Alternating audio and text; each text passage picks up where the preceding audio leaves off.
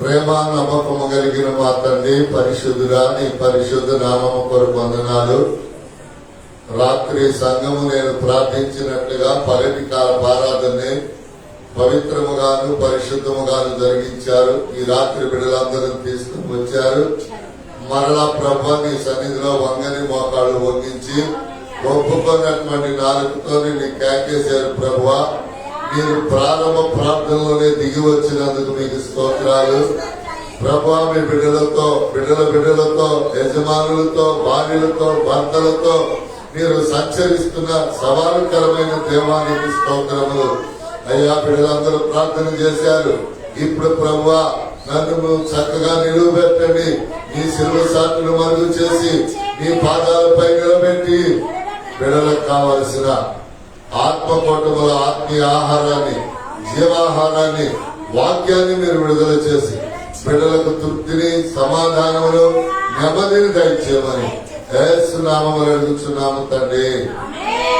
ఆమేన్. హల్లెలూయా. కూర్చుందాం ప్రియులారా. దేవుని నామానికి స్తోత్రాలు. ఈ రాత్రి కాల సమయంలో ఆలయానికి ఇప్పుడు వచ్చిన మీ అందరికీ, లైవ్ లో వీక్షిస్తున్న వారికి, అలాగనే శబ్దాంతరం ద్వారా దూరాన సమీపాన విలుచున్న ప్రతి ఒక్కరికి నిండు నా హృదయపూర్వకమైనటువంటి వందనాలు చెల్లిస్తున్నాను. ప్రియులారా, ఈ రాత్రి దేవుని వాక్యము వర్తమానం ఏమిటంటే, చూడండి ప్రియులారా, ఈ రాత్రి దేవుని వాక్యము వర్తమానము ఏమిటంటే, వాక్యం అనేటటువంటిది ఏమిటి?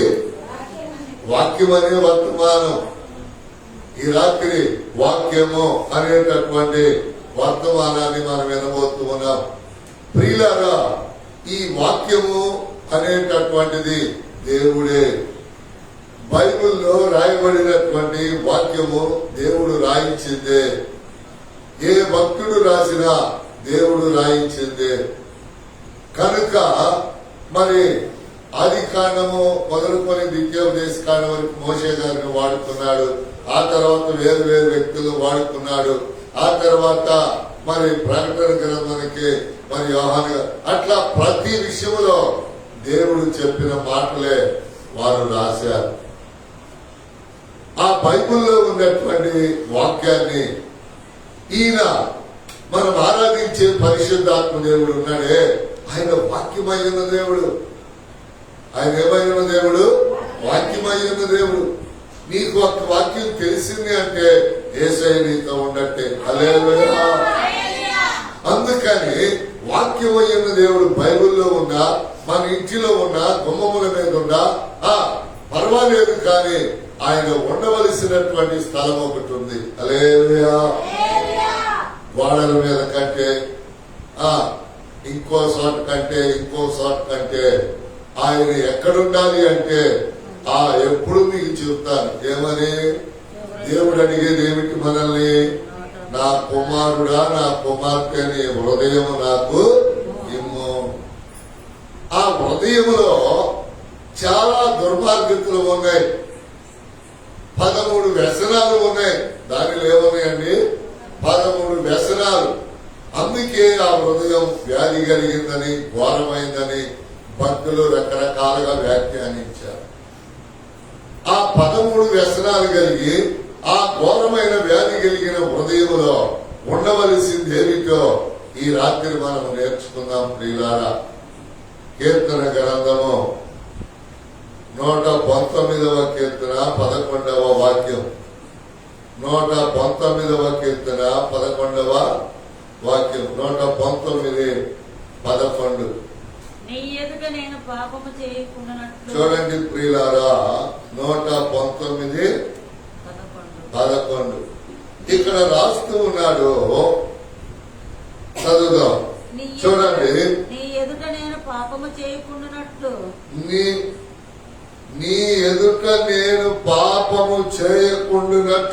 నా హృదయములో నీ వాక్యమును ఉన్నాను. ప్రియులారా, చాలా జాగ్రత్తగా నా వైపు చూస్తా మీరు వింటే, ఈ రాత్రి చాలా స్వీట్ గా ఉంటది దేవుని యొక్క వాక్యం. ఎంత మధురంగా ఉండిద్దో మీరు తెలుసుకుంటారు. చూడండి, ఇది తేనె కంటే, జుంటి తేనె కంటే మధురాతి మధురం. అందుకని చూడండి, ఈ రాత్రి మీరు ఎందుకు తినాలి అంటే ప్రియులారా, అక్కడ రాస్తూ ఉన్నాడు కదా, నీ ఎదుట నేను పాపము చేయకుండానట్లు నా హృదయములో నీ వాక్యమును ఉంచుకొని ఉన్నాను. ఎవరి ఎదుటైనా నువ్వు పాపము చేసుకో, కానీ లోకములను సంచరించేటటువంటి 3 నేత్రములు 7 నేత్రములు కలిగిన దేవుణ్ణి మనం ఎప్పుడు కూడా ఆయనకు మరుగుగా మనమేమీ చేయదు. అందుకని నువ్వు ఎక్కడికి వెళ్ళినా ప్రార్థనా పూర్వకముగా ప్రయాణమై వెళితే అక్కడ నువ్వు పాపము చేయాలి అంటే దేవుని యొక్క వాక్యాలు నీకు గుర్తొచ్చేస్తాయి. ఒకసారి చాలా జాగ్రత్తగా వినాలి. మీ జీవితాల్లో, మీ పిల్లల జీవితాల్లో ఇవి మీరు పిల్లలకు చెప్పుకునేటటువంటి సంగతులు. ఒకసారి నేను ప్రార్థన చేద్దామని ఒక ఇంటికి వెళ్ళినప్పుడు అక్కడ పాపము నన్ను వచ్చి ఉంది. అయితే అవి సేవా పరిచర్యలో కొత్త దినాలు, అవి సేవా పరిచర్యలో క్రొత్త దినాలు. ఇంత మందిరము, ఇంత సంఘం లేదు మనకి. అయితే ఎక్కడికో వెళ్ళి ప్రార్థన చేయటం, వాళ్ళు ఏమైనా ఇస్తే తెచ్చుకోవటం, తినటం, ఈ పరిచర్య అలా కొనసాగుతున్న దినాల్లో ఒక పాపము నన్ను పట్టుకోవాలని ప్రయత్నం చేసింది. కానీ దేవుడు జరగనివ్వలేదు. అది ఎలాగో చెప్పినా చాలా జాగ్రత్తగా రండి. అక్కడ జరిగిన సంభాషణ ఏమిటంటే ప్రియులారా, ఒకసారి వెళ్ళినప్పుడు ఆవిడ ప్రార్థన చేసుకొని కానిపించింది. రెండోసారి వెళ్ళాం. మొదటిసారి ఏమో వరండాలో ప్రార్థన చేయించుకొని కానిపించింది. రెండోసారి ఏమో హాల్లో కూర్చొని ప్రార్థన చేయించుకొని కానిపించింది. మూడోసారి ఏమో బెడ్రూమ్ లో భోజనం పెట్టి కానిపించింది. ఆ సమయంలో ఆమె తలంపులు నేను ఆత్మలో కూడా అంత ఎదగలేదు. ఆమె మనసులో ఏముందో తెలియదు. కానీ ఆమె ఎప్పుడు వేసి వచ్చిందో బయట డోర్ వేసి వచ్చింది. ఇలా నేను గమనించలేదు. ఈ లోపల పక్కింటి వాళ్ళ అమ్మాయి వచ్చింది. ఆంటీ ఆంటీ అని తలుపు పడుతుంది. ఈమె తలుపు తీక తప్పలేదు. ఏంటమ్మాయి అని కోపడింది. మా మమ్మీ కొంచెం కూర పట్టుకురమ్మని దగ్గర. దేవుడు ఎప్పుడు కూడా ఎక్కడికైనా ఇద్దరిద్దరుగా వెళ్ళమనే కారణం అదే. దేవుడు ఎట్లా పంపించాడు? ఒక్కొక్కరిని పంపించలా, ఎక్కడికి వెళ్ళినా ఇద్దరిని పంపించాడు. ఎందుకని? 3 వ్యక్తులు ఉన్న అక్కడ పాపము జరగదు. ఒకవేళ జరిగిందంటే వాళ్ళు పక్కలేసే వాళ్ళు ఉన్నారని అర్థం. పక్కలేసే వాళ్ళకి పరిశుద్ధాత్మలో నడిచేటటువంటి వారికి చాలా వ్యత్యాసం ఉంది. పక్కలేసే వాళ్ళు ఏం చేస్తారంటే కూర కోసమో, టీ కోసమో, లేకపోతే వాళ్ళ ఇంటికి ఏమైనా దాపెట్టే వాటి కోసమో ఏం చేస్తారంటే పక్కలేస్తారు. పరిశుద్ధులు అక్కడ కాదు. ఇతరులను దీవించడానికి, ఇతరులను ఆశీర్వదించడానికి, ఇతరులను గొప్ప చేయడానికి ప్రార్థన, వాక్యము, ప్రజల కోసం కన్నీరు. ఇప్పుడు ఇక్కడ ఆ సందర్భం ఏమిటంటే చూడండి ప్రియులారా, శ్రేష్టమైన నీ ఎదుట నేను పాపము చేయకూడనట్లు నా హృదయములో నీ వాక్యమును ఉంచుకొని ఉన్నాను. ఏమిటండి ఆ రోజున నా మహాదేవుడు నాకు తోడుగా లేకపోతే ఆ రోజున నాకు వచ్చే నిందో, లేకపోతే నాకు పట్టే అపవిత్రతో వేరుగా ఉండొచ్చాడు. చూసారా? అప్పటి నుంచి చిన్న పిల్లలను, ఆడవాళ్లను, మన సంఘములో వాళ్ళని తీసుకెళ్ళడానికి గల కారణం ఏమిటంటే మీకు నాకు ఉన్నటువంటి పరిశుద్ధాత్మ అనుభవం. మీకు తెలుసు నా గురించి, నీ గురించి నాకు తెలుసు. మనము కలిసి ఇద్దరిద్దరముగా దేవుని పని చేయటానికి వెళ్ళినప్పుడు అక్కడ పాపానికి గాని శాపానికి గాని ఏమాత్రము తోడు ఉండనే ఉండదు.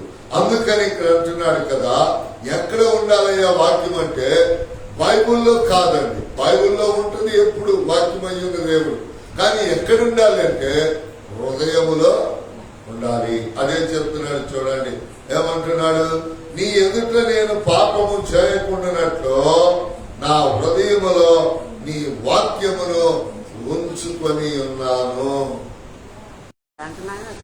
ఎవరు పోను?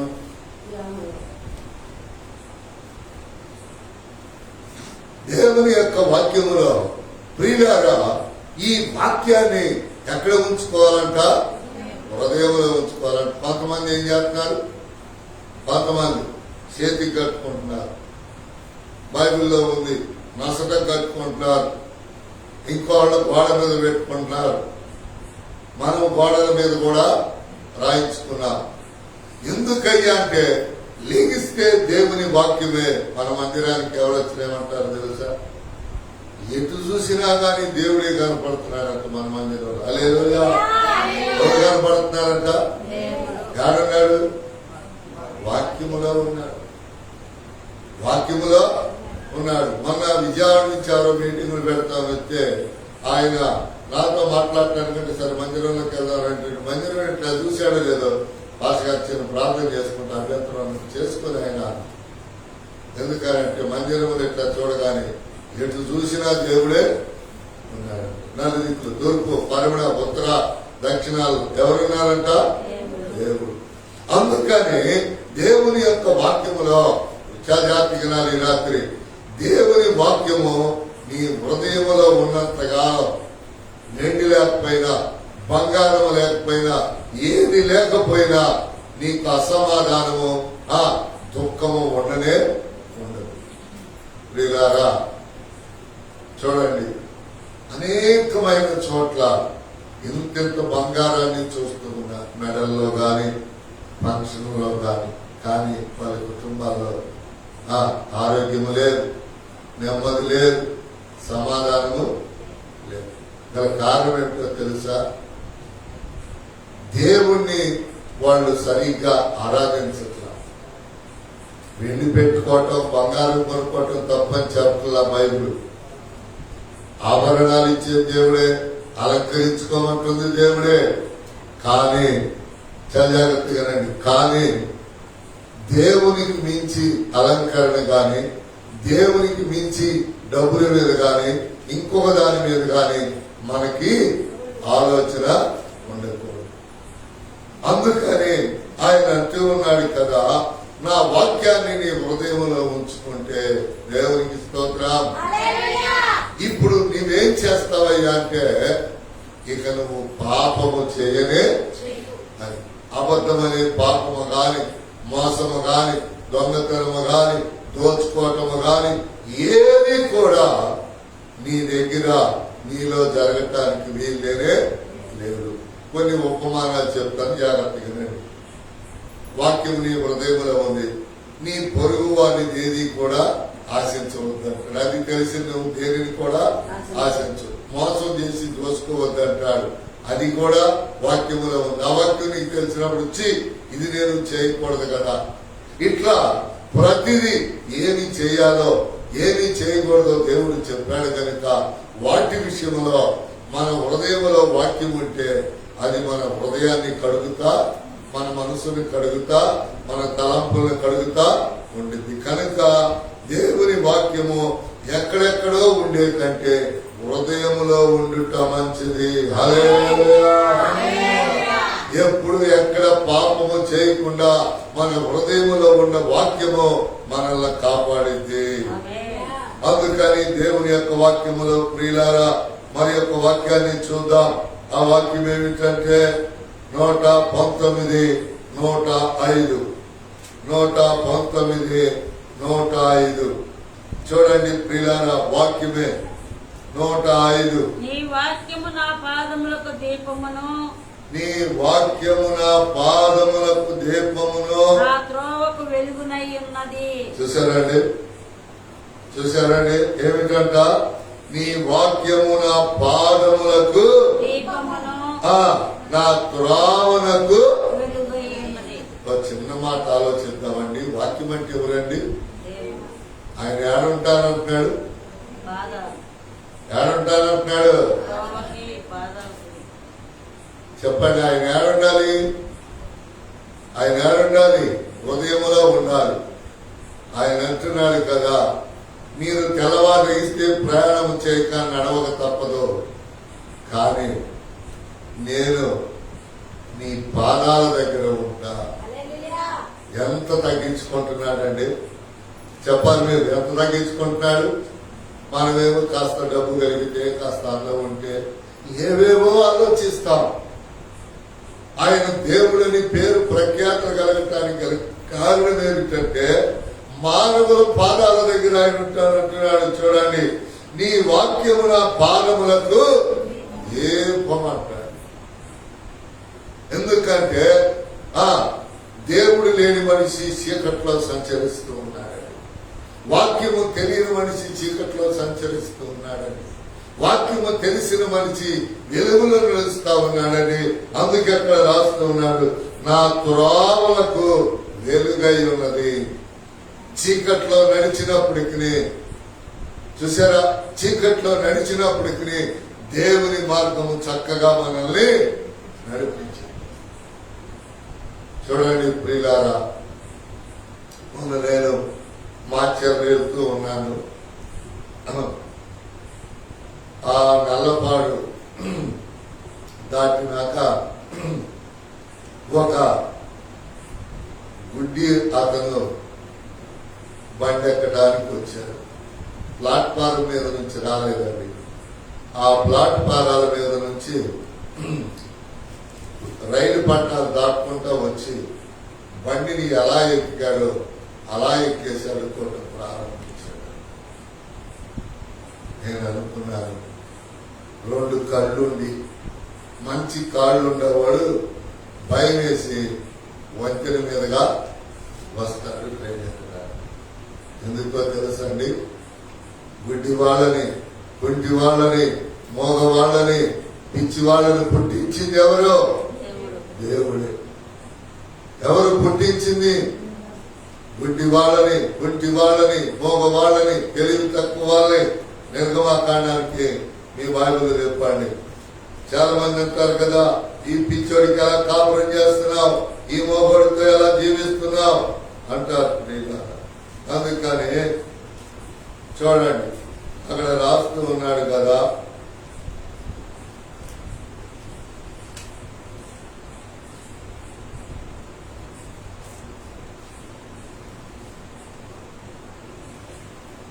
నాలుగవ అధ్యాయం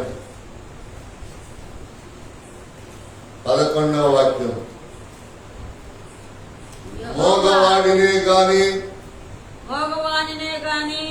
చెవిటివానినే గాని దృష్టి గలవానినే గాని గుడ్డివానినే గాని పుట్టించిన వాడెవడు? యెహోవానైన నేనే కదా. ఎవరంట? చూసారండి ఎంత గొప్ప మాట. కళ్ళుండి నడవలేని మనుషులు, కాళ్ళుండి సరిగ్గా నడవలేని మనుషులు, మరి కళ్ళు లేకుండా జీవితం అంటే అది ఎలా ఉంటుందండి? వాళ్ళకి నడవటానికి చూసారా, మనకు కాదండి, ఆ గుడ్డి వాళ్ళకైనా వాళ్ళ పాదములకైనా దీపమై ఇటు అడిగేస్తే రాయి తగిలింది నా కుమారుడా, ఇదిగో నిన్ను గుడ్డివాడిగా పుట్టించింది నేనే, ఇదిగో ఇక్కడ అడిగే అని ప్రియులారా దేవుడు వాళ్ళకి ఆత్మ ప్రేరేపణించి వాళ్ళు నడిపించబడతారు. చూసారా, చాలా మంది ఏమంటారు, గుడ్డివాడు, కుంటివాడు, మోగవాడు, తెలివి తక్కువని ఎగతాళి చేస్తారండి. దేవుడు ఒక మనిషికి లోపాలు ఇచ్చినప్పుడు వాటిని మనం ఎగతాళి చేయటానికి అధికారము లేదని బైబిల్ చెప్తుంది. అందహీనంగా పుట్టిన వాళ్ళని కూడా మనము ఎగతాళి చేయకూడదు.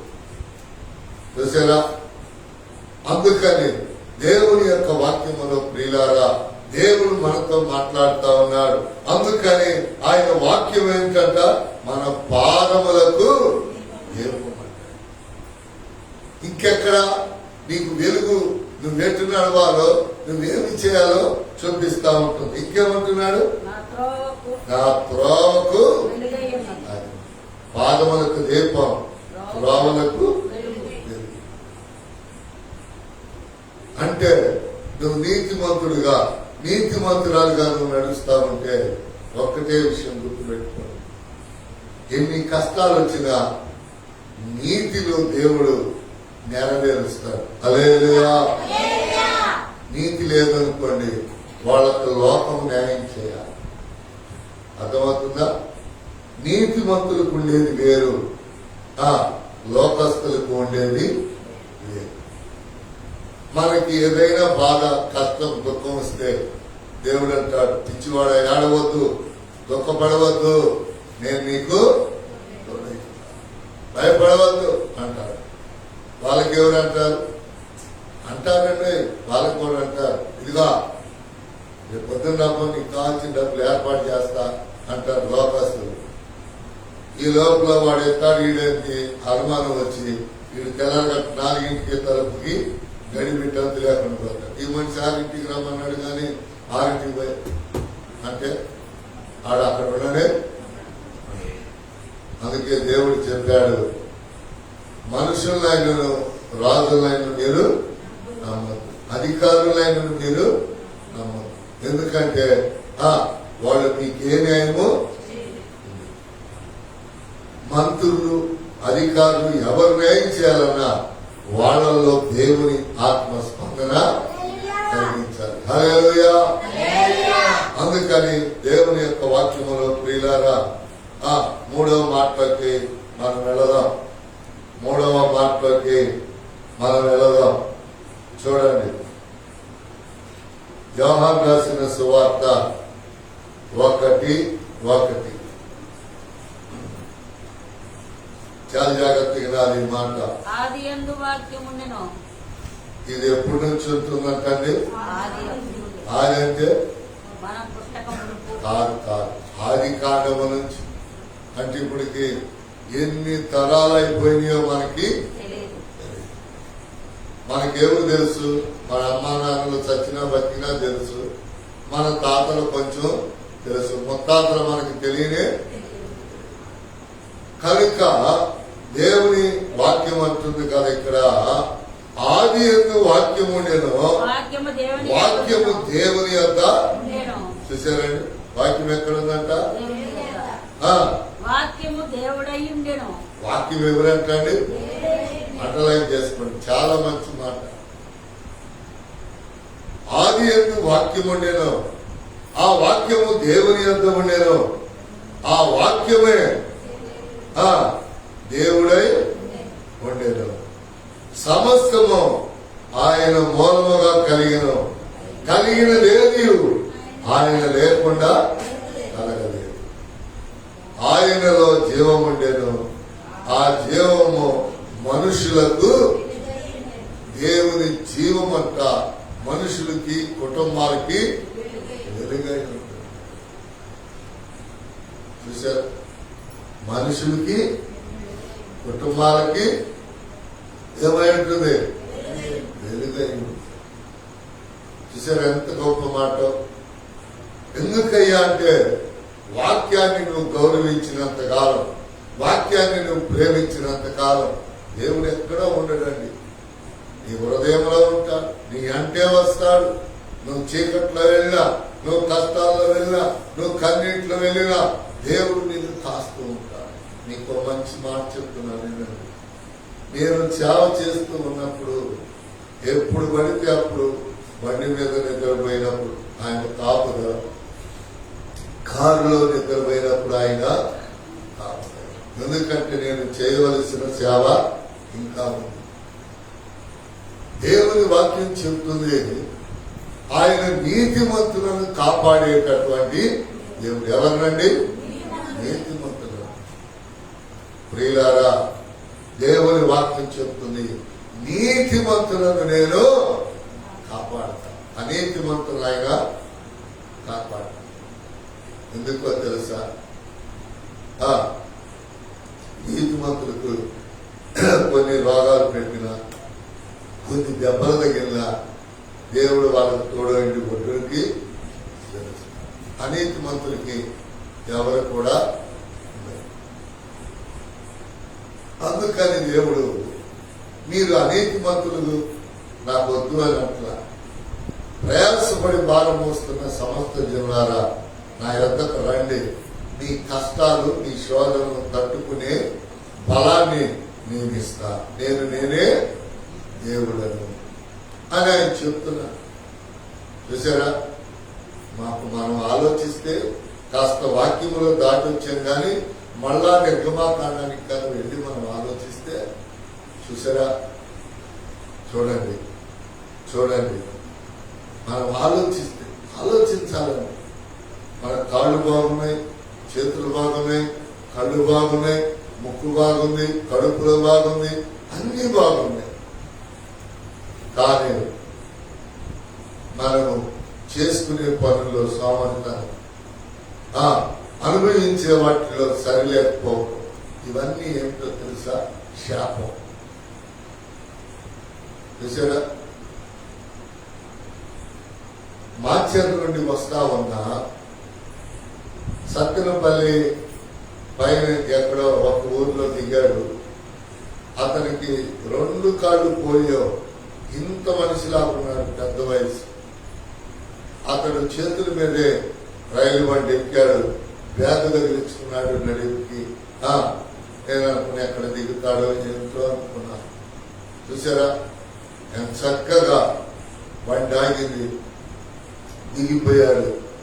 ఆ పైనుంచి వచ్చే వంతిన స్టెప్స్ మీదుగా ఆ దగ్గరికి వెళ్ళాడు. జోరు వర్షం పడుతుంది, అక్కడ వంతిన కింద కూర్చోకపోయాడు.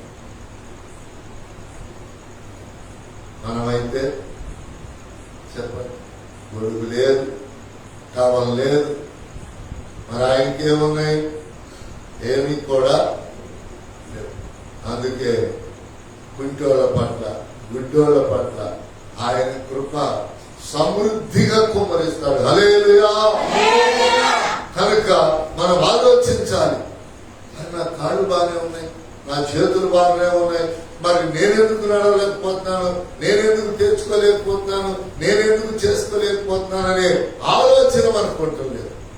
ఎవరో చేస్తే సోమరితనం, ఎవరో పెడితే తిందాం, ఎవరో ఇస్తే తీసుకుందాం, సోమరితనం. ఇది గుర్తుపెట్టుకోండి. సోమరితనాన్ని దేవుడు పొరపాటున ప్రేమించడు, క్షమించడు. సోమరులంటే ఆయనకి ఇష్టం ఉండదు. ఎందుకంటే కష్టపడేవాళ్ళు అంటే ఆయనకు కనికరం. ఎందుకో తెలుసా? ప్రజలు ఎదుట నువ్వు దీవించబడతావు, నీ దీవెన, నీ ఆశీర్వాదాలను బట్టి అనేకులు దేవుళ్ళలోకి వస్తారు. దేవునికి స్తోత్రం. అనేకులు దేవుళ్ళ నుంచి దేవుళ్ళలోకి వచ్చేస్తారు నీ దీవెనను బట్టి, నీ ఆశీర్వాదాన్ని బట్టి. చూసారా?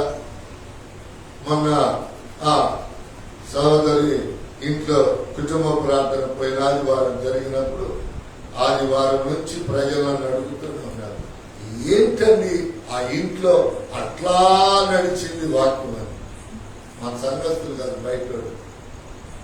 నేను అన్నాను, ఎక్కడ ఆత్మ ఉండునో అక్కడ వాక్యము సంచారము చేసి, ఆత్మ ఉండకాడ ఏం చేసిందండి? దేవుని వాక్యం సంచారం చేసి.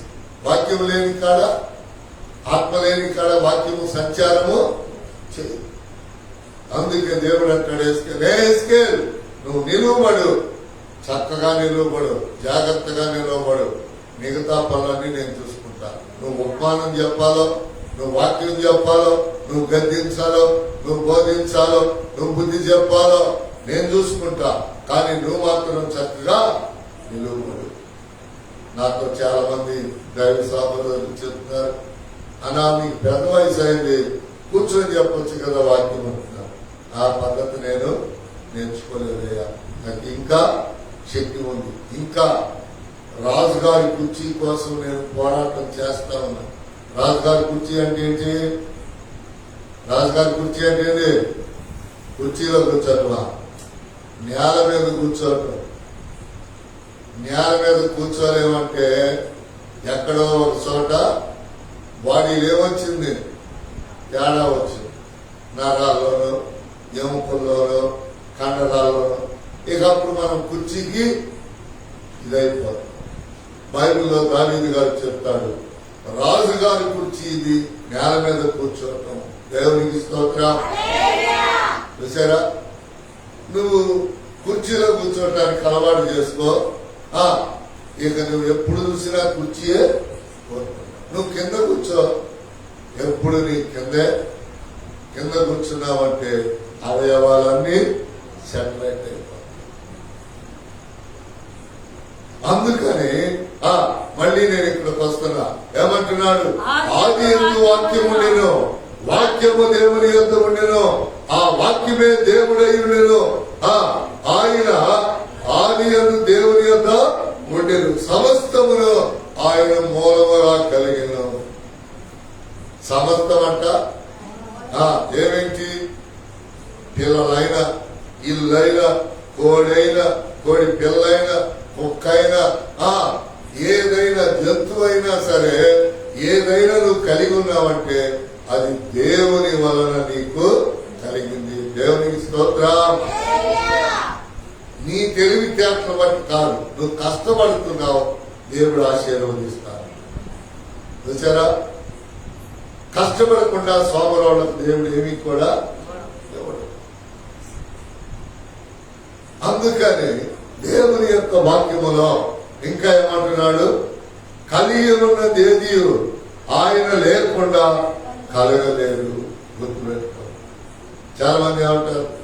నా తెలివితో, నా బలముతో, ఇది నా తెలివి, ఇది నా బలం, ఇది నా కష్టాజితం, నేను సంపాదించుకున్నా. దేవుడు నువ్వు సంపాదించుకున్నావా, ఇది నీదా అని ఎక్కడెక్కడ 10 లక్షలు అనుకో, ఎన్ని సున్నాలు తీసేస్తే 100లోకి వస్తాయి, 1000లోకి వస్తాయి. అవన్నీ చేస్తా ఉంటారు. సున్నాలు తీసేస్తా ఉంటారు, సున్నాలు తీసేస్తారు. చూసారా? ఒకటి పక్కన సున్నా ఉంటే దానికి విలువ.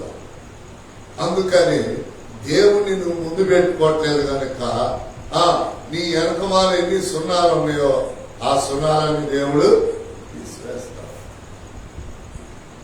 ఎందుకండి దేవునికి కోపం అంటే? దేవునికి కోపం కాదండి. దేవుడు ఇచ్చినప్పుడు దేవునికి కృతజ్ఞతాస్తుతులు చెల్లించాలి. 57వ కీర్తనలోకి రండి. 57వ కీర్తన, 57వ కీర్తన, 57వ కీర్తన 10వ వాక్యం. ప్రభువా జనములలో నీకు కృతజ్ఞతాస్తుతులు నేను చెల్లించెదను, ప్రజలలో నిన్ను కీర్తించెదను. ప్రజలలో నిన్ను నేను కీర్తించెదను. అదండి. అందుకని ఇవన్నీ కలిగి చూసారా?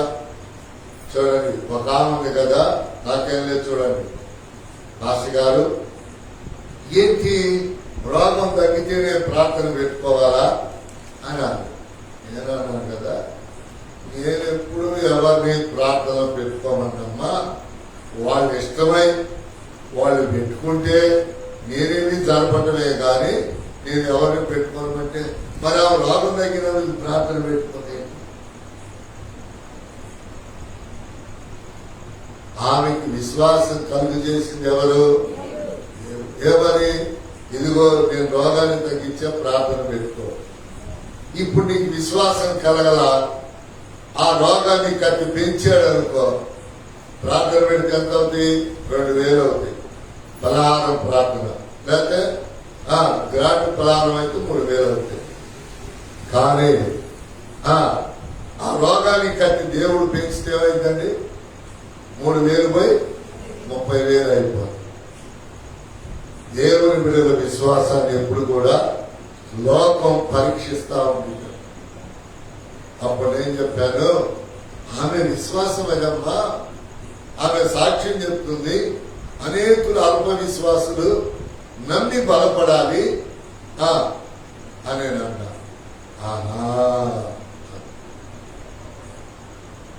ఆ ఆహారదారులు ఎంత ఉందో చెప్పమంటారా? డాక్టర్లు ఎందుకో, ఆసుపత్రులు ఎందుకో, మందులు ఎందుకో? అలాంటి మనిషికి మళ్ళీ ఏం చేస్తాడో తెలుసా? ఇలాంటి ప్రార్థనే తనతో పెట్టిస్తాడు. చూసారా? ఇలాంటి ప్రార్థనే తనతో పెట్టిస్తాడు. ఎందుకంటే దేవుని నామాన్ని ఎక్కిరించకూడదు. దేవుని బిడ్డలు ఏదైనా దేవునికి కృతజ్ఞత చెల్లిస్తే దానిని అవమానకరముగా తలంచకూడదు. అది దేవుని బిడ్డల ఇష్టం. హల్లెలూయా. అది దేవుని బిడ్డల ఇష్టం. హల్లెలూయా.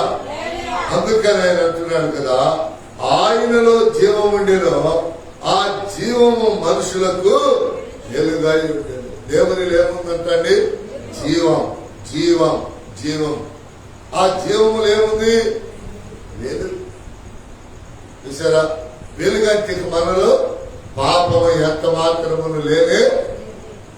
ఎవరిలో? జీవము ఉన్న వారిలో, వెలుగులో నడుస్తున్న వారిలో పాపము పొరపాటున ఉండనే ఉండదు. అందుకని ఈ రాత్రి కాల సమయంలో ప్రియులారా, దేవుని వాక్యాన్ని, మరి యొక్క వాక్యాన్ని మనము చూద్దాం. అది ఇప్పుడు దేవుడి దగ్గర ఉన్నది, దేవుని పక్కన ఉన్నది. ఎలా మన మధ్యకి వచ్చిందో, మనతో ఉంటుందో ప్రేమించి ఆ వాక్యాన్ని కూడా మనము చదువుదాం. అక్కడే యోహాను రాసిన సువార్త 1:14 చదువుదాం. 1:14 ఒకటవ అధ్యాయం 14వ వాక్యం. ఆ వాక్యము శరీరధారి అయి, ఆ వాక్యమే శరీరధారి అయి కృపా సత్య సంపూర్ణుడుగా మన మధ్య నివసించెను. చాలు. చూసారండి? ఎక్కడ ఉండాల్సిన దేవుడు? పరలోకములో ఉండాల్సిన దేవుడు. అందరు నాకెళ్ళి చూడండి. ఈ బైబిల్ అనే వాక్యాన్ని రాయించి ఇది మన ఇళ్లలో ఉండటానికి, మనం ఎప్పుడు కావాలంటే అప్పుడు చదువుకోవటానికి, దేవుణ్ణి ఎప్పుడు కావాలంటే అప్పుడు అడగటానికి, ఎప్పుడు కావాలంటే అప్పుడు పిలుచుకోవటానికి. విచారా? ఒక ఆమె ఆయన బలికి 2 ఏళ్ళు అయిందంట. ఈయనైతేనా పిలిస్తే పలుకుతారు. చూసారా? అందుకని దేవుని యొక్క నామము పేరు ప్రియులారా, ఆ వాక్యమే శరీరధారి అయి పసి బాలుడిగా యేసు క్రీస్తు వారిగా పరలోకము నుండి భూలోకానికి ఎలా వచ్చాడు? ఆయన శరీరుడుగా వచ్చాడు. హల్లెలూయా. పసి బాలుడిగా మనం ఏ రీతిగా పుట్టామో, ఏ రీతిగా తల్లిని ఇబ్బంది పెట్టామో, ఏ రీతిగా తల్లి మోసిందో ఆయన్ని అలాగనే మరియమ్మ అనేటటువంటి తల్లి ఆయనను మోసి భూమి మీదకి పంపించింది.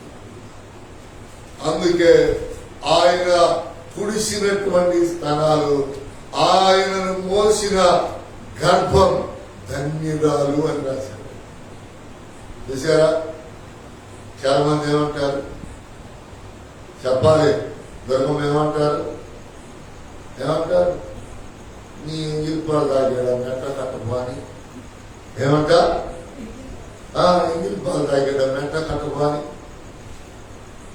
వాళ్ళకి తెలియదు అసలు ఎంగిల్ అంటే ఏందో, పాలంటే ఏందో. ఎవరికి? ఈ చెప్పే వాళ్ళకి కాదు, ఆ ఇనేవాళ్ళు. దాని అర్థం ఏమిటంటే,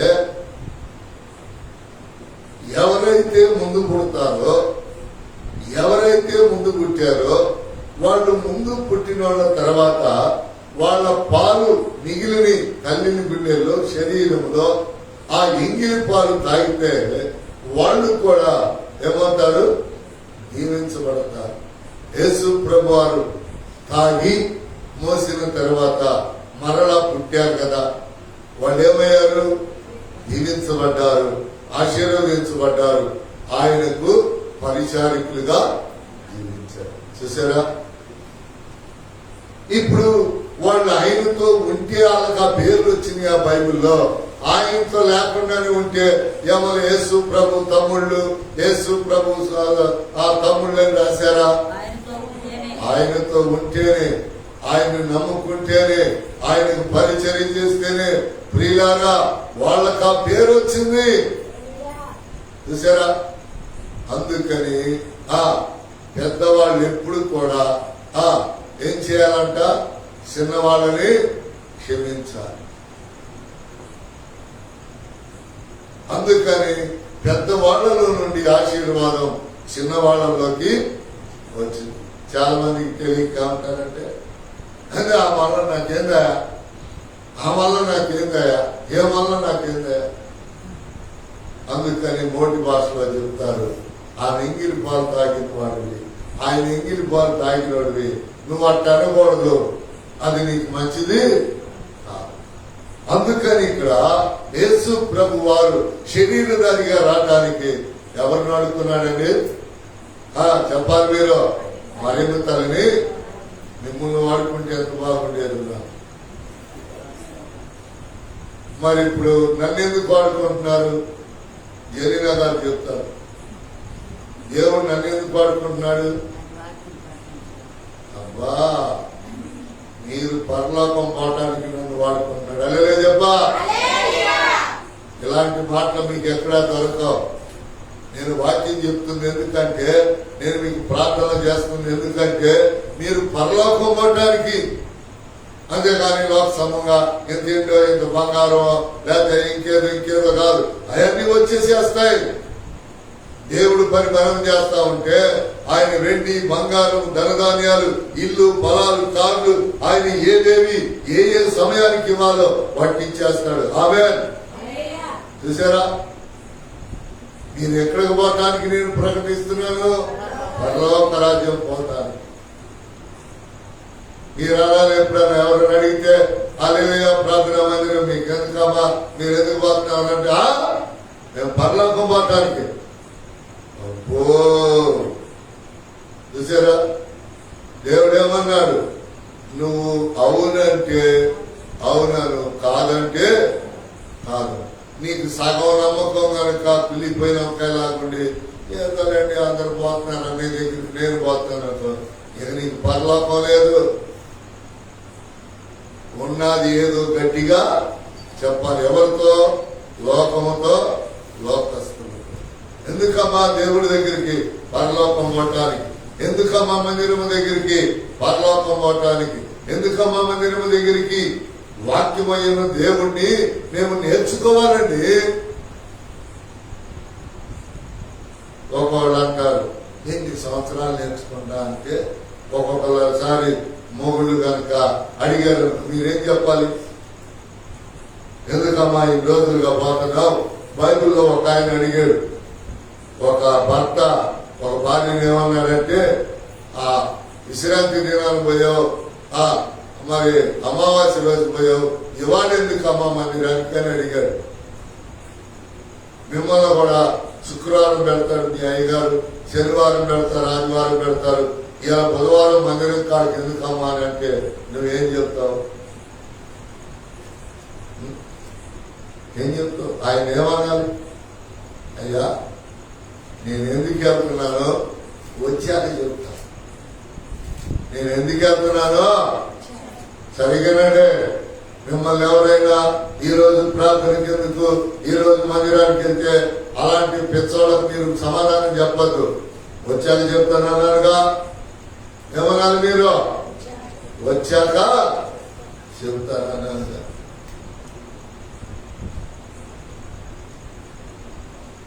మనకంటే ముందర దేవుడేది ఆ మనిషి నోరు ముట్టిస్తాడు. చూసారా? మనకంటే ముందు దేవుడు ఆ మనిషి నోరు ముట్టిస్తాడు.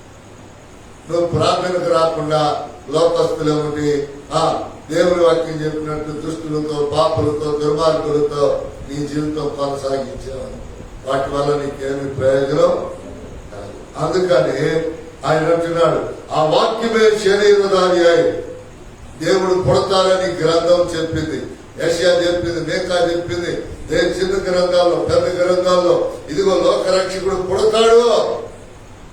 అలాగనే రేపు పరిశుద్ధ పరిశుద్ధ సంఘం కోసం రెండవ రాకడలో ప్రభు వస్తాడని కూడా బైబిల్ చెప్తుంది. వస్తానన్నా దేవుడు రాకమానున, తెస్తానన్న దేవుడు పరలోకం తేకమానున, పుడతాడన్న యేసయ్య పుట్టక ఆగిన.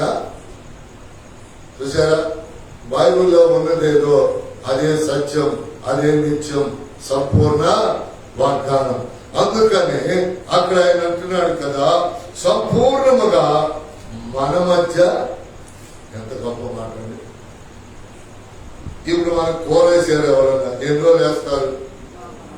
ఎన్ని రోజులు చెప్పండి? 3 రోజులు, 4 తర్వాత మన కావు పెడుతుంది. దీనికి మా ఇల్లే దొరికిందా? ఎవరిని?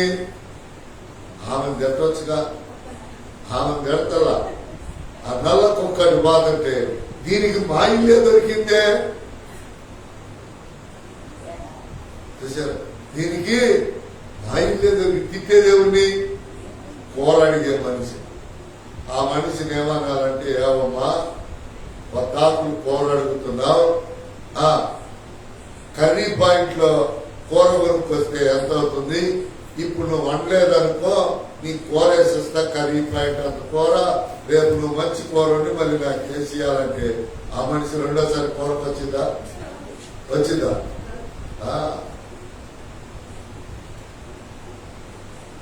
ఎందుకు ఈ మాట చెప్తున్నాను చూడండి. సంపూర్ణం అంట. ఏమిటంట? కృపా సత్య సంపూర్ణుడిగా మన మధ్య నివసిస్తున్నాడు. మనకి ఏది కావాలంటే, చూసారా, మనకి కన్నా పిల్లలు ఇవ్వట్లా, భార్యలు ఇవ్వట్లా, భర్తలు ఇవ్వట్లా. అదే ఇవ్వండి అంటే తీసుకో అని మగ మనిషి, ఆడ మనిషి తీసుకో అని. దేవుడు ఏం చేస్తాడంట? మన మధ్యలో ఉండి, మన పక్కనే ఉండి, ఏ సమయానికి ఏది కావాలో అది ఇస్తా. చూసారా, సంపూర్ణం అంటే అది. ఆరోగ్యం కావాలా? తీసుకో. ఇల్లు కావాలా? తీసుకో. పొలం కావాలా? తీసుకో. గుర్తుపెట్టుకోండి, చాలా మంది దేవుని మందిరానికి ఆదివారం వస్తూ ఉన్నారు కానీ శనివారం రాట్లా. వాళ్ళల్లో ఉన్న ఆత్మ ఏర్లు చస్తున్నాయి. వాళ్ళల్లో ఉన్న ఆత్మ ఏమవుతుంది? ఏర్లు చెప్పండి, చస్తున్నాయి. ఏర్లు చచ్చే కొద్దీ మనిషి ఏం చేసిందండి? చెట్టు ఏం చేసింది చెప్పండి? ఎండిపోయి ఆకులన్నీ. అలా కూడా బైబిల్లో రాశారు. నీటి కాలం నాటబడిన చెట్టు వేరులు ఫలిస్తాయి, అభివృద్ధి చెందుతాయి. బండల మీద, వాటి మీద, ఇటు మీద పడ్డ చెట్లు వాటి అంతటికి అవే ఎండిపోతాయి. కనుక అనేకులు ఏళ్ళు లోపలకు పాకి బలముగా లేకపోవటానికి గల కారణం ఏంటో తెలుసా? వాళ్ళల్లో ఏరులు చనిపోతూ ఉంటాయి. ఇక అలా ఒకేరు చనిపోయి చివరాఖరి తల్లి ఏరు కూడా తల్లి ఏరు అంటే మొట్టమొదటిగా నాటిన వేరు. అది గనుక పాడైందా? చిన్న ఏర్లు ఎన్ని పాడైనా పర్లా, తల్లి ఏరు గనుక పాడైందనుకో ఆ చెట్టు ఆటోమేటిక్ గా పడిపోయింది, పొయ్యిలో పొలలుగా మారిపోయింది. అంటే ఒక మనిషి ఆత్మీయురాలు ఆత్మను పోగొట్టుకున్న తర్వాత లోకానికి, అపవాదికి రాత్రి చెప్పుకున్నట్లుగా సాతానుకు దొరికి ఇక ఈ పని ఆ పని అని లేదు, సిగ్గు మారిన పనులన్నీ చేసేసింది. అదేమంటివా? నీకు అవసరమా? నా జోలికి అవసరమా? నా కుటుంబం జోలికి అవసరమా? జాగ్రత్త. దేవుని వాక్యం చెబుతుంది, ఆయన మన మధ్య నివసిస్తున్నాడు. ఆయన మొదటికి ఎలా ఉన్నాడు? బ్రతకటానికి ఆయన దేవుడై ఉన్నాడు. మన పాదములకు దీపమై ఉన్నాడు. ఆయన దేవుడై ఉండి దేవుని కుమారుడై తగ్గించుకొని మన మధ్య సంచరిస్తున్నాడు శరీరధారిగా. ఆయనే ఏమంటున్నాడు? నివసించి తండ్రి వలన కలిగిన అద్వితీయ కుమారుని మహిమ వలన మనము ఆయనను మహిమను కనుగొంటుంది. తండ్రి కుమారుడి యొక్క మహిమను మనము కనుగొంటుంది. అందుకని ఈ రాత్రి కాల సమయంలో దేవుని యొక్క వాక్యములో ప్రియులారా చూడండి ప్రియులారా చూడండి. కొలసి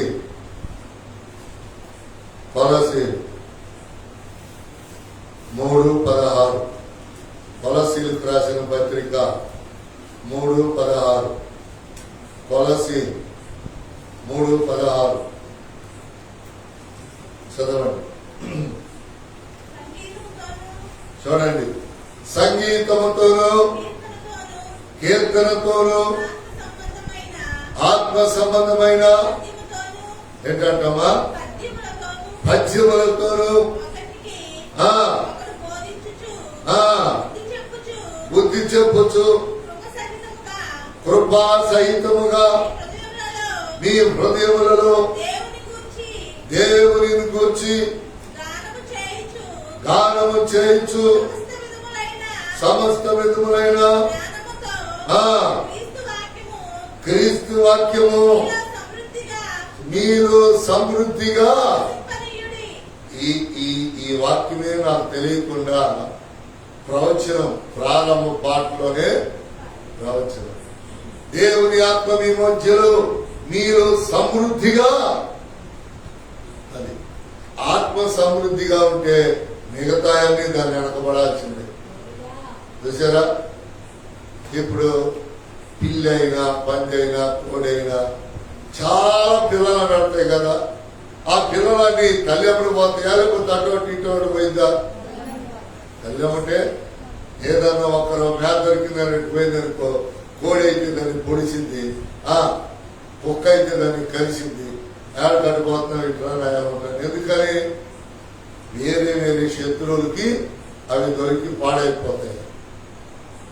అందుకని ఇక్కడ దేవుని యొక్క వాక్యములు అంటున్నాడు, సంగీతములతోనూ కీర్తనతోనూ ఆత్మ సంబంధమైన పద్యములతోనూ ఒక్కరినొకడు బోధించుచు బుద్ధి చెప్పుచు. పక్కన ఏం చేయాలంట? బుద్ధి చెప్పాలంట. ఎవరైనా తప్పు చేస్తే బుద్ధి చెప్పండి, తప్పులేదు. నా జోలెందుకు, నా పిల్లల జోలెందుకు, నా కుటుంబం జోలెందుకు చి అని వదిలేసేయండి అంతే. ఇక వాళ్ళు మీరు చీ అన్నారు మంచి చెప్పినప్పుడంటే ఇక వాళ్ళ జీవితం చినిగిపోయి ఒక కొత్త సీర చినిగిపోయి దేనికి అయిపోయిందండి? దేనికి అయిపోతుంది? మసి కొట్టుకో, ఇంకా పిల్లలు తీసి పడేయటానికో, ఇక రకరకాలుగా దాని జీవితం అయిపోయింది. ఏ మనిషి కూడా వెరీ గుడ్ మంచిదాన్ని నీతిమంతురాలు అనిపించుకోవాలి కానీ చీచా అనిపించుకోకూడదు. నన్ను ఎవరికి అదిలేయట్లేదంటే పెద్దలు ఏం చెప్తారు? గంట మీద రాయేసింది మొఖాలు పడుతుంది. అందుకని అక్కడ అంటూ ఉన్నాడు కదా, ఏమంటున్నాడు చూడండి, ఏమంటున్నాడు? పద్యములతోనూ ఒక్కరికొకడు బోధించుచు బుద్ధి చెప్పుచు కృపా సహితముగాను మీ హృదయములలో దేవుని గూర్చిన గానము చేయించు సమస్త విధములైన జ్ఞానంతో క్రీస్తు వాక్యమును మీలో సమృద్ధిగా నివసింపనియండి. పాటలు పాడుకుంటా, పాటలు పాడుకుంటా, సంగీతం సపరెట్లు కొట్టుకుంటా, పద్యాలు పాడుకుంటా, ఏదైనా సరే. పద్యం అంటే ఏంటి? రాగాలు ఉంటాయి, దానిలో రాగాలు ఉంటాయి, పాటల్లో కూడా రాగాలు ఉంటాయి. చూసారా? అందుకని దేవుని యొక్క వాక్యములో ఆఖరిగా ప్రియులారా దేవుని మాటను చదువుకుందాం.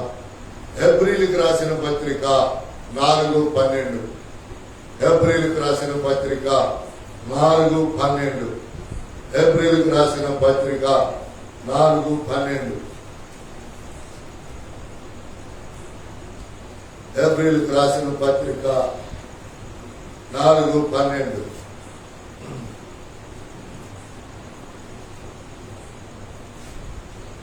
ఎందుకనగా దేవుని వాక్యము సజీవమై దేవుని వాక్యము దేవుని వాక్యము సజీవమై బలము గలదై సజీవము గలదై బలము గలదై రెండంచుల గల ఎటువంటి ఖడ్గము కట్టెను రెండంచులు గల ఎటువంటి ఖడ్గము కంటెను వాడిగా ఉండి ప్రాణ ఆత్మలను కేళ్లను మూలుగును విభజించినంత మట్టుకు దూరుచు హృదయం యొక్క తలంపులను ఆలోచనలను శోధించుచున్నది. ఏం చేస్తుందంట? శోధించుచున్నది. దేన్ని చెప్పండి? హృదయాన్ని శోధిస్తుంది. ఏంటో తెలుసా శోధన అంటే? ఎవరు కూడా దేవుని దృష్టికి పాపము చేసిన వాళ్ళని సాతాను తీసుకెళ్లి ఫిర్యాదు చేసింది. ఎవరిని కూడా సాతాను వదిలిపెట్టదు. పాపానికి తగినటువంటి రోగం, వ్యాధి, బాధ. నీకు మంచి మాట చెప్తున్నా చూడండి. ఒట్టిగా ప్రేమించటం ఎందుకు? వాడు మానుకున్నాక ఇది ఆడవటం ఎందుకు? దేవుడు చెప్పాడా? చెప్పాడా? దేవుడు చెప్పిన వాళ్ళకి శాశ్వతం. దేవుడు చెప్పని. ఎందుకంటే బైబిల్లో ఉంది ప్రియులారా.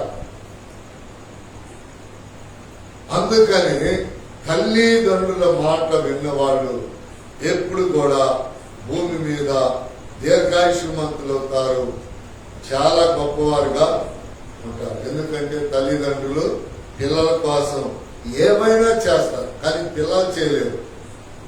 పిల్లలు చెప్పాలి, చేస్తారా?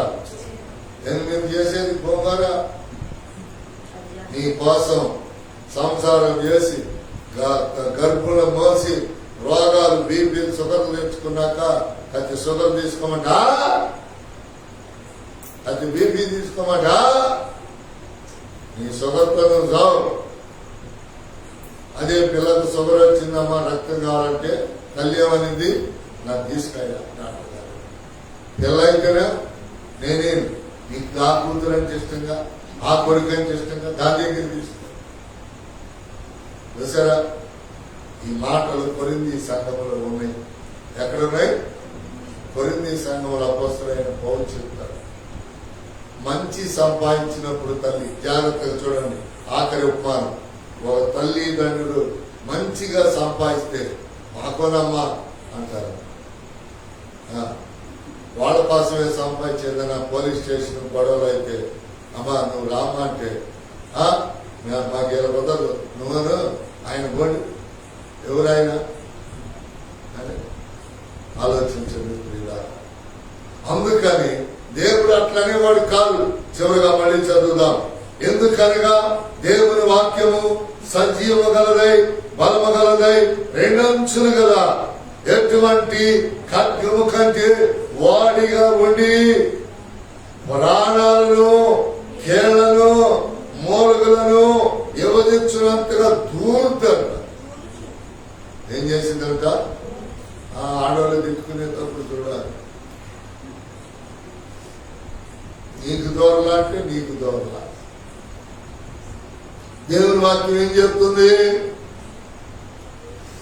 వాక్యం అనే ఖడ్గం ద్వారా నీకు హల్లెలూయా. ఈ వాక్యం అనే ఖడ్గం నీలో ఆత్మ కార్యాలను జరిగించింది ప్రియులారా. నీలో ఆత్మ కార్యాలే జరిగించింది ప్రియులారా. ఏమిటి ఆత్మ కార్యాలంటే? ఇదిగో నీ ఎముకల్లో, నీ మూలుగుల్లో. చూసారా? మీరు కనుక మునుసుల్లో ఉన్నదాన్ని మీరు ఎడగెత్తారు, అట్లా కాడబెట్టి పొడిసి తీసి తింటారు. కొంతమంది నాకటం. ఏంటది? మూలుగంత రుచిగా. అసలు మీకు తెలుసా? రోగాలన్నీ ఆ మూలుగులో నుంచి పుట్టేది. రోగాలన్నీ ఎక్కడి నుంచి పుడతాయి? మూలుగల్లో నుంచే. మూలక బాగున్నంత కాలం ఏ రోగము రావటానికి లేదు. చెట్టుకి ఏరెట్టో ఎముకల్లో మూలుగలు అట్లా. చూసారా? ఆ మాటలు కాదు, బైబిల్లో ఉన్నాయి, రానున్న దినాల్లో చెప్తాను నీకు. అందుకని ప్రియులారా, అది ఎక్కడెక్కడ దొరికిందంట దేవుని వాక్యం? మూలుగుల్లోకి, ఆత్మలోకి, ప్రాణములోకి, కండరాల్లోకి, చిన్న నరాల్లోకి, పెద్ద నరాల్లోకి చొచ్చుకొని వెళ్ళిపోయి ఏం చేసిందో చూద్దాం. ఖడ్గము కంటే వాడిగా ఉండి ప్రాణమును, కేళ్లను, మూలకును విభజించినంతగా దూరుచు హృదయం యొక్క తలంపులను, ఆలోచనలను శోధించుచున్నది. మరియు ఆయన దృష్టికి కనబడని స్పష్టము ఏదియు, ఆయన కనబడని ఏమియు,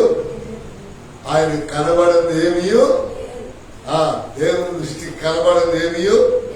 మీకు ఎప్పుడు చెప్తాను నేను, దావీదు 7 గదుల్లో పాపం చేస్తే ఆయనకి ఎలా కనపడిందంటే ఈ వాక్యమే. చూసారా? నువ్వు ఏడ చూసినా ఒక ఆయన చెట్టు కింద ప్రార్థన చేశాడు. నతనేల్ నా గురించి ఏమని తెలిసింది? నాకేం తెలియదు. నువ్వు అంజూరపు చెట్టు కింద ఉన్నప్పుడు చూశాను, ప్రభువా అడుగుతున్నాను. చూసారా? జరగబోయేవి కూడా చెప్తాడు. పేతురా, సలిమంట కాడ నేను ఎరగనంటావు, అట్టెందుకు అంటాను ఆయన. చూసారా? సలిమంట కాడ నన్ను ఎరగనంటావు పేతురా. చూసారా పిల్లలు? జరిగిని చెప్తున్నాడు, జరగబోయే చెప్తున్నాడు, జరిగే చెప్తాడు. ఎవరంటారంటే చెప్పండి, ఎవరంటారు? సోదరులు అడిగే వాళ్ళు చెప్పండి. జరిగే చెప్తానే తల్లి, జరగబోయే చెప్తానే తల్లి. అమ్మా నేను ఇదివరకు తల్లి వాళ్ళమే. చెప్పు చేతి మీద పడవా, గడ్డం కాడ పడవా, కడుపులో పడవా. తెలిసారా? వచ్చిన నెలలో వద్దు పాయింట్ పచ్చారన్న తర్వాత కాల కలుపు వచ్చి, అమ్మా నువ్వు సోది అడగొద్దు, మాకు డబ్బులు ఇవ్వద్దు, బియ్యం లేదు, మేము ఇల్లంతా. అందుకని దేవుని యొక్క వాక్యము చివరిగా అదేమిటంట, ఎక్కడికైనా వెళ్ళిపోయి కార్యము చేసి. చూడండి, ఒక మనిషిని మనము లొంగ తీసుకోలేము, కానీ ఒక మనిషి హృదయాన్ని దేవుడు లొంగ తీసుకోగలడు. ఎక్కడ రోగం పెడతాడో, ఎక్కడ బాధ పెడతాడో. ఇంకా చూసారండి, మాస్టర్ గారు చెప్తేట్లేదండి, భార్య చెప్తేట్లేదు, అయ్యా తాగమాకయ్యా, నీకు అనవసరం. డాక్టర్ కాడకు పోయారు, డబ్బులు అయిపోయాయి, తాగమాకాయ తాగితే ఉన్నాయి, నేనే పైకి పడతాడు. ఇక దాంతనే ఏమంటే చాలా రోజులు అయింది, తాగి పాట తెచ్చుకుంటారా? ఏమైనా దత్యం పింఛన్ వచ్చిందనా ఏమంటున్నాడు? ఏమైనా చంపి పింఛన్ తీసుకొని బతకాలనా? చూసారా? మనుషులు చెప్తే ఎవరెంట్లా, మనుషులు చెప్తే ఎవరెంట్లా, భార్య చెప్తే ఎవరెంట్లా, తల్లిదండ్రులు చెప్తే ఎవరెంట్లా, తాగమాకరా, లివర్, అవి ఇవి. కొంతమంది ఏమంటారు తెలుసా? మరి తాగనాలకు కూడా పాడవుతున్నాయిగా. వాళ్ళే పాపం చేశారు, మనకి అనవసరం. కనుక దేవుని పిల్లలాగా ఈ రాత్రి మనం ప్రార్థన చేసుకుందాం. ఏమిటో తెలుసా? దేవుని వాక్యానికి మారని మనిషి, దేవుని వాక్యానికి దేవుని మందిరానికి రాని మనిషి ఎక్కడ కూడా వెళ్ళలేడు, ఏమీ కూడా చేసుకోలేడు. ఎప్పటికైనా దేవుడు అవసరం, దేవుడి మందిరం అవసరం, దేవుని సేవకుడు అవసరం. ఈ అవసరం ఉందని ఎరిగిన నీవు ముందరగా వస్తే ఆరోగ్యవంతుడిగా ఉంటావు, దీర్ఘాయుని అనుభవిస్తావు, అధిక సంవత్సరాలు ఆరోగ్యదాయకముగా ఉంటావు. దేవుడి మాటలు నీ హృదయంలో బలపరిచి స్థిరపరిచి నడిపించును గాక.